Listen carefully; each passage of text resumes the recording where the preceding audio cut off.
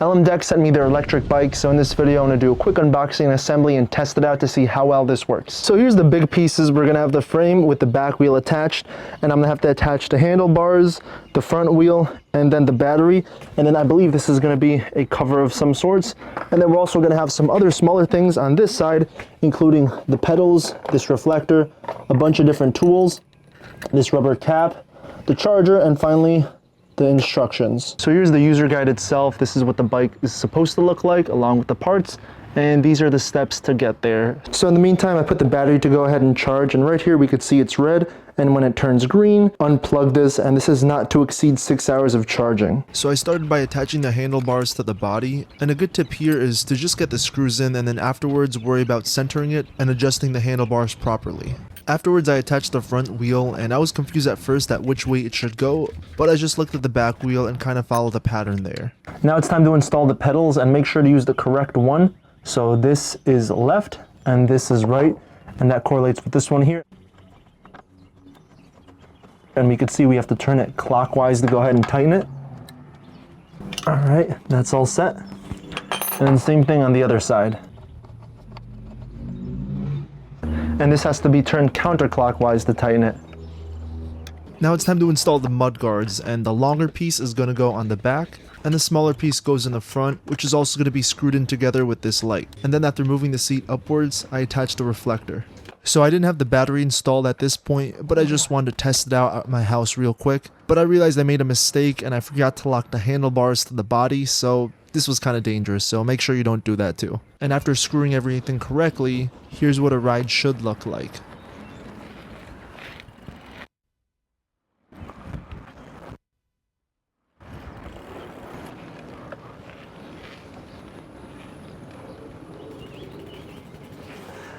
And now it's completely charged, so I can go ahead and test it out. So I'm about to head over for a ride, and the battery can be placed right inside here, and then just push down. And right here is going to be the locking mechanism. So let me get the key real quick, and it's going to be locked in place just like so. So now the battery can't come out. And then here's the battery level. So when I go ahead and press the button, it lights up fully green, so we know it's full. So now that it's turned on, we just hold the M button in the center, and now it's on. And here we can see how much power we have, how fast we're currently going, and the mileage of the bike.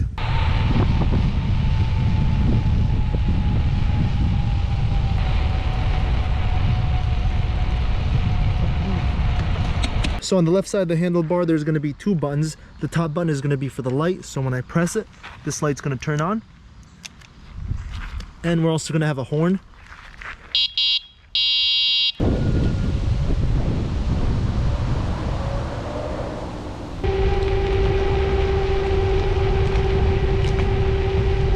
And so on the right side of the handlebar is where we're going to shift. So if we click here, it'll downshift, and press, it'll upshift. Some more things you should know about this e-bike is who it's meant for. So this is supposed to be for people from 5'4" to 6'4". I'm 6 foot and I was able to ride comfortably. And this also has a max weight capacity of up to 330 pounds, which I was well below at roughly 190. Take two. Now the battery is supposed to take anywhere between 3 to 5 hours to fully charge, and it's supposed to give you a range of up to 20 miles. And the max speed is 22 miles per hour, which I was able to surpass going downhill. But when going on flat plane, I wasn't able to achieve it. I was stuck roughly at 19.4 miles per hour, and if I started pedaling, then I can go a little bit quicker than that. 21 miles per hour.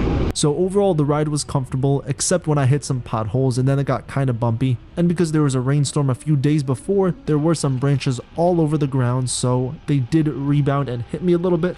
But thankfully, the bike was fine after I checked it.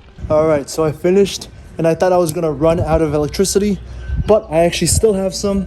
I'm about 2 out of 5 bars, so I have like 40% left.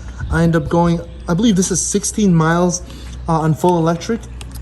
And then the total time when I press it here ended up being 1 hour 17 minutes. And then it also displays other things as well too.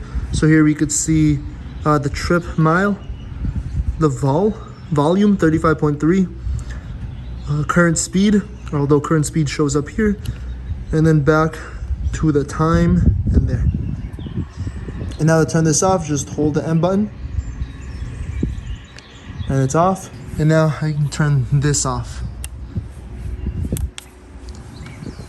And the battery's pretty low, so it's time to charge it as well too. So overall, I had a pretty good experience with this electric bike. Again, this was my first time using an electric bike, and the only complaint I have would be the suspension. On the front, it felt good.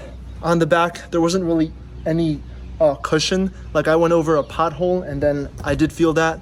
But of course, if you're riding a bike, you're probably not gonna wanna run over a pothole regardless, but that was just a little thing.